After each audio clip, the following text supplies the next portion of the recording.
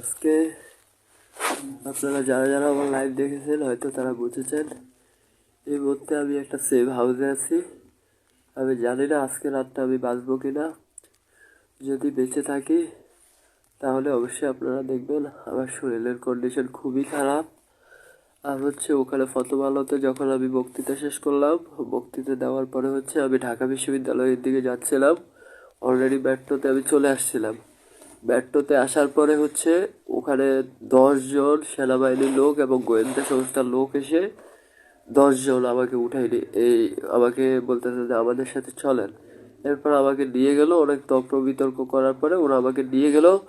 যখনই আমি বের হচ্ছিলাম ঠিক তখনই আমি আমার সমন্বয়ক রিপাত রশিদকে একটা ভয়েস দিলাম যে আমাকে প্রথম আলোতে আমি আসছিলাম, এখানে প্রথম আলোর বিরুদ্ধে লেকচার দেওয়ার কারণে আমাকে গোয়েন্দার লোক এবং সেনাবাহিনীর